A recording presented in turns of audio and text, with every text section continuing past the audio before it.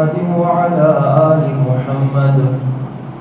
كما صليت على إبراهيم وعلى آل إبراهيم إنك حميد مجيد. اللهم بارك على محمد وعلى آل محمد كما باركت على إبراهيم وعلى آل إبراهيم إنك حميد مجيد. معزز السامعین، عزیز بزرگوں، ربیع الاول 1446 ہجری ہے.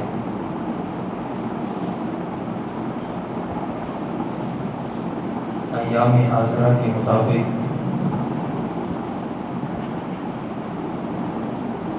ہم سب کو شریعت سے، دین سے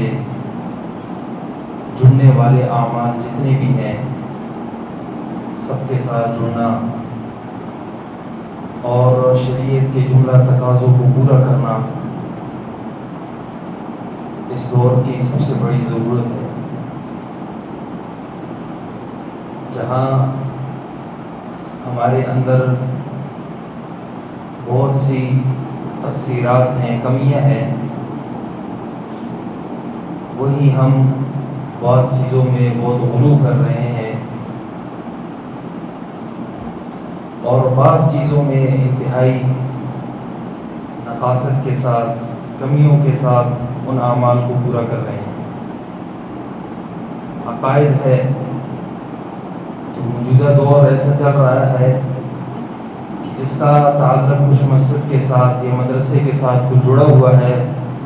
یا کچھ علماء کے ساتھ، علم والوں کے ساتھ تھوڑی بہت نسبت ہے تو وہ تھوڑا بہت واقف ہے کہ عقائد کسے کہتے ہیں. عبادات ہوں تو وہ بھی اسی طرح کہ تھوڑا بہت ہر ایک فرد جو ہے وہ تھوڑا بہت جانتا ہے کہ جس کا تعلق مسجد، مدرسہ یا علماء کے ساتھ اس کا اٹھنا بیٹھنا ہو. معاملات ہے تو اس سے تقریباً بے خبر ہیں. معاشرت ہے تو وہ بگڑا ہوا نظام ہے اور دن بدن بگڑنے کی طرف جا رہا ہے. اور اخلاق، اس میں تو علم والے اور بغیر علم والے تقریباً سارے برابر ہیں کہ اس کا بہت کم درجہ ہمارے اندر پایا جاتا ہے. برداشت ہر ایک کے دل و دماغ سے نکل گیا ہے. ہر ایک یہی سوچتا ہے جو میں نے کہہ دیا وہ حرف آخر ہے، خواہ وہ کسی بھی موضوع پر ہو. اور خصوصاً شریعت کو ہم نے صرف اور صرف اپنی خواہش قرار دی ہے اور اسی طرح دنیا کو بھی. دنیا کو تو حد درجے ہم نے اپنی خواہش قرار دی ہے، لیکن شریعت کو بھی اسی طرح ہم نے قرار دیا ہے کہ جو ہمارا پسندیدہ عمل ہوگا ہمارا اس میں غلو بھی اتنا زیادہ پایا جائے گا، اتنا زیادہ ہم اس میں غلو کرتے ہوئے اپنی طرف سے مختلف قسم کی باتیں بنا کر حرف آخر قرار دے کر اس مسئلے کو پیش کریں گے. اور یوں یہ ایک سلسلہ جاری ہے. اور اللہ ہمارے ایمان کی حفاظت فرمائے، کہیں ایسا نہ ہو کہ کہیں ہم ایمان سے ہی ہاتھ دھو نہ بیٹھیں. آپ صلی اللہ علیہ وسلم، حدیث میں آتا ہے کہ آپ صلی اللہ علیہ وسلم نے فرمایا کہ اے عائشہ، اگر آپ کی قوم کا زمانہ کفر کے قریب نہ ہوتا تو میں بیت اللہ کو منہدم کر لیتا اور اسی طرز تعمیر پر دوبارہ اثر نو تعمیر کرتا جس پر حضرت ابراہیم خلیل اللہ علیہ السلام نے تعمیر کیا تھا. لیکن تعمیر نہ کرنے کی وجہ یہ بتائی کہ قوم کا تعلق کفر سے یعنی تھوڑا اب قریبی زمانے میں ایسے ہوا ہے بعض اوقات انسان سمجھتا ہے میں حق پر ہوں اور ہوتا بھی حق پر ہے، لیکن شریعت میں اس کے حق ہونے پر بعض اوقات اس سے ایک بڑا حق وارد ہوتا ہے، جس کی وجہ سے شریعت اسے حق پر کہتی ہے، لیکن ساتھ ساتھ یہ بھی کہتی ہے کہ آپ ایسا عمل نہ کریں جس کی وجہ سے آپ سے بڑا حق فوت ہو رہا ہو۔ اس کی اسی حدیث میں ہمیں یہ سبق ہمیں ملتا ہے کہ اللہ کے نبی صلی اللہ علیہ وسلم کا بیت اللہ کا منہدم کرنا، کہ حضرت ابراہیم خلیل اللہ نے جس طرح تعمیر کیا تھا، مکہ کے مشرکین نے اس طرح تعمیر نہیں کیا، بلکہ یعنی اس کے ساتھ جو جگہ تھی اسے باہر چھوڑ دی، اور ان کے پاس پیسے کے کم ہونے کی وجہ سے اور بیت اللہ کو زمین سے تھوڑا اونچا قرار دیا، ایک دروازہ قرار دیا جس میں آپ اپنے عمرہ جب بھی آتے ہیں عمرہ داخل ہو سکتے ہیں، غریب غربا اس میں داخل نہیں ہو سکتے۔ جبکہ ابراہیم خلیل اللہ نے جس طرح تعمیر کیا تھا وہ زمین کے قریب تھا، ہر بندہ جاتا تھا، ایک دوست کے 2 دروازے تھے، ایک طرف سے جاتا اور دوسری طرف سے نکل جاتا، ہر ایک بندے کے لیے آسانی تھی۔ اور دوسرا جو آگے اس کے ساتھ جو جڑا ہوا، یعنی میرے ذہن سے نام نکل گیا ہے، کہ جو بیت اللہ ہی کا حصہ ہے، مطاف سے حتیم جو ہے وہ بیت اللہ کا حصہ ہے، لیکن وہ مشرکین مکہ کے پاس پیسے نہ ہونے کی وجہ سے انہوں نے جو ہے بیت اللہ سے باہر قرار دیا، بیت اللہ کے یعنی اس کی دیوار کو اندر سے ہی موڑ دیا۔ تو اللہ کے نبی صلی اللہ علیہ وسلم نے یہ خواہش اپنی کیوں پوری نہ کی، باوجود اس کے کہ اللہ کے نبی اگر گراتے تو حق پر گراتے، لیکن اس سے ایک بڑا حق فوت ہو رہا تھا، وہ یہ کہ جو ہے تعلق قریبی زمانے میں وہ یعنی آپ صلی اللہ علیہ وسلم کا اور صحابہ کرام رضوان اللہ علیہم اجمعین سے بہت قریب تھا، جو ہے جو اس زمانے جاہلیت پائی جاتی، اور زمانے جاہلیت کی کچھ لوگ اعتراض کر لیتے، اس اعتراض سے بچنے کے لیے اللہ کے نبی صلی اللہ علیہ وسلم نے بیت اللہ کو تعمیر نہیں کی۔ ہم اس سے سبق حاصل کر لیں کہ بعض اوقات ہمارا مسئلہ بھی بالکل حق پر ہوتا ہے، لیکن اس سے بڑا حق ہمارا فوت ہو رہا ہوتا ہے، جس کی وجہ سے ہم چھوٹے چھوٹے باتوں میں الجھ کر اپنے اس بڑے حق کو جو ہے ختم کر لیتے ہیں، خصوصاً اس میں ہمارے جتنے بھی فروعی اختلافات ہیں۔ اگر ان کو ہم مد نظر رکھتے ہیں تو مد نظر رکھتے ہوئے اس کو اتنے حد تک آپ اپنائے جا سکتے ہیں کہ ہر ایک بندہ اپنے قول فعل آپ صلی اللہ علیہ وسلم کے طریقے کے مطابق گزارے،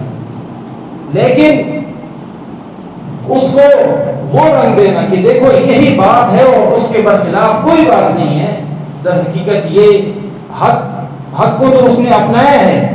لیکن اپنے سے بڑے حق کو جو ہے وہ اس نے گروایا ہے، جس کی وجہ سے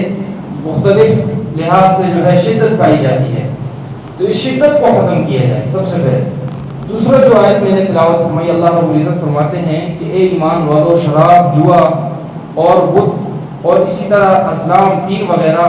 یہ سارے شیطان کے عملوں میں سے اور شیطان کی گندگیوں میں سے ہیں، فاجتنبوہ سے بچو لعلکم تفلحون، تاکہ تم کامیاب ہو جاؤ۔ یعنی ان سب چیزوں کا ذکر کیا۔ شراب جو اصل ہے، جو ایمان لانے کے باوجود اکبر الکبائر میں سے ہے کہ بڑا گناہ ہے، اور جوا کے مختلف لحاظ سے پیسے مقرر کر دینا اور دونوں ٹیمیں منتخب کر کے جو جیت جائے اسے جو ہے اپنے پیسے اسی دے دینا، حقیقت شریعت میں حرام ہے، اور خصوصاً نوجوان حضرات ان کو مد نظر رکھتے ہوئے کہتا ہوں کہ خصوصاً کرکٹ کا ہو یا کوئی اور میدان ہو یا خالص ویسے شرط لگا رہے ہو تو وہاں پر دو طرفہ طریقے سے شرط لگانا، یا جو ہے جمعے کا میدان کے میں جیت گیا تو آپ کو یہ پلاؤں گا، آپ جیت گئے تو آپ مجھے یہ پلائیں گے، یہ شریعت میں حرام کام ہے، اور خصوصاً اس میں ہمارے نوجوان بہت زیادہ اس میں شرکت کرتے ہیں ایسے موقعوں پر اور ایسے کھیلوں میں، تو خصوصاً اپنے آپ کو بچائیں ایسے حرام کاموں سے، کہیں وہ اپنے جسم کی حفاظت کر رہے ہوں، اپنے جسم کے خطرے کی حفاظت کر رہے ہوں کہ میرے قطرے میں حرام کا خون جو ہے وہ ملوث نہ ہو جائے میرے جسم میں. اور اس کے والدین نے بھی اس کی بڑی قدر کی ہو, والدین نے بھی ساری زندگی اس کے لیے یہی کوشش کی ہو کہ میں اپنے بیٹے کو حلال پاکیزہ رزق جو ہے دوں اور حلال طریقے سے اسے کھلاؤں پلاؤں, لیکن بڑا ہو کر خود اپنے خون کی جو ہے وہ پاسداری نہیں کرتا, اور ایسے کھیلوں میں جن میں جوا لگا لیتا ہے, جن میں جو ہے وہ شرط لگا لیتا ہے, دو طرفہ شرط, جس سے جو ہے اس کے خون کے اندر جو حلال خون ہے اس میں حرام کی ملاوٹ شامل ہو جاتی ہے. تو خصوصاً اس لحاظ سے اپنے اوقات کو بچایا جائے. اور شراب کے ماتحت جتنی بھی چیزیں ہیں جو انسان کو نشاور کرتی ہیں, انسان کو نشہ دلاتی ہیں, وہ ساری چیزیں اس کے ضمن میں حرام ہیں. اس وجہ سے اپنے خوشی کے موقع پر اکثر حضرات جو ہے وہ اس کا بالکل لحاظ نہیں کرتے. اکثر حضرات وہ ان چیزوں کا دورہ کرتے ہیں اور اسے خوشی کا جو ہے میدان سمجھتے ہوئے بڑھ چڑھ کر اس میں حصہ لیتے ہیں. تو ان حضرات کو بھی دعوت فکر ہے کہ وہ بھی, ان کے والدین نے بھی انہیں ساری زندگی حلال رزق کا اور حلال رزق کھلایا پلایا, آج جو ہے وہ مختلف کھیلوں میں یا جو ہے اپنے خوشی کے موقع پر وہ اس طرح حرام چیزوں کا دورہ کرتے ہیں, حرام چیزوں کا ارتکاب کرتے ہیں. تو ان چیزوں سے اپنے آپ کو بچایا جائے. انصاب بتوں کے سامنے, یعنی مختلف لحاظ سے جس طرح مشرکین جو ہے وہ سجدہ کرتے تھے, یا ان کے طور طریقے اپناتے ہوئے کوئی چیز بھی اگر آپ ان کے طریقے پر, آپ ان کی شریعت کے مطابق, یعنی جو بھی کفار ہیں ان کے اپنے دین کے مطابق اگر آپ عمل کر لیتے ہیں, یا ان کے کسی دینی محفل میں آپ شریک ہوتے ہیں جو ان کے ہاں دین ہے لیکن ہمارے ہاں حرام ہے, ایسی چیزوں میں شرکت کرنے سے در حقیقت ایمان انسان کا نکل جاتا ہے. ایمان سے انسان ختم ہوتا ہے بعض اوقات, اور بعض اوقات جو ہے یہ حرام کے زمرے میں ہے کہ ان حرام محفلوں میں بھی انسان شرکت نہ کرے. اسباب وہ مختلف لحاظ سے ایسے طور طریقے اپنانا جن سے جو ہے اپنے اوپر بعض چیزوں کو حلال ٹھہرا دینا, بعض چیزوں کو حرام ٹھہرا دینا. اس کی بہترین مثال یہ ملتی ہے کہ مشرکین مکہ جب کسی سفر پر نکلتے تو اپنے 2 تیر رکھے ہوتے تھے, اس میں ایک میں لکھا ہوتا تھا کہ جو ہے جانا ہے اور ایک میں کہنا ہوتا تھا کہ نہیں جانا. تو اس میں کیا کر لیتے تھے کہ تیر پھینکتے تھے, جو نکل آ جاتا بس کہتے تھے کہ یہ سفر میرے لیے ٹھیک ہے, جی ہاں اس میں لکھا ہے کہ بس یہ سفر اچھا ہے, تو اس میں نکل جاتے, بدشگونی لیتے تھے. اور یہی بدشگونی آج ہمارے معاشرے میں بھی دی جاتی ہے کہ مختلف طریقوں سے حرام کاموں کو اپنا کر اسے حلال کیا جاتا ہے. جیسے سود وغیرہ ہے کہ سود لینا حرام ہے, دینا حرام ہے, لکھنا حرام ہے, ہر فعل اس کا حرام ہے, لیکن بعض حضرات ایسے کرتے ہیں کہ اس کے حرمت کو جانتے ہوئے یہ قرار دیتے ہیں کہ یار میں تو بڑا مشکل میں ہوں, اگر میں سود لے لیتا ہوں تو میرا یہ معاملہ آسان ہو جائے گا. تو اس کے لیے وہ اب ڈائریکٹ تو حرام کو حلال نہیں کر سکتے, تو وہ اس طرح جو ہے اپنے اوپر ایک چیز لازم کر دیتے ہیں کہ 2 پرچیاں بنا لیتے ہیں, اور اس میں ایک کو جو ہے اپنے لیے حلال اور دوسرے میں حرام لکھ دیتے ہیں کہ میں لے لوں یا نہیں لے لوں. اور اس طریقے سے جو ہے ایک اصناف کے ایک طریقہ جاری کیا ہوا ہے جس سے حرام چیز کو اپنے اوپر جو ہے حلال قرار دیتے ہیں, اور کہتے ہیں جی چلو اس مرتبہ اللہ نے تو میرے سامنے یہ والی بات لائی ہے کہ لے لو اس مرتبہ. تو اس طور پر جتنے بھی افعال ہیں ان سے اپنے آپ کو بچایا جائے. سود ایک حرام چیز ہے, اور آنے والی نسلیں بھی انسان کے یعنی خون کے ایسے قطروں میں اللہ رب العزت ایسے جتنے بھی لوگ سود لے لیتے ہیں وہ انشاءاللہ آپ کو کبھی خوش و خرم نظر نہیں آئیں گے. آپ ان کی زندگیوں میں ان کے متعلق کچھ بھی لیں, انسان پر آزمائشیں آتی ہیں لیکن وہ آزمائشیں دین پر عمل کرنے کے ساتھ آتی ہیں.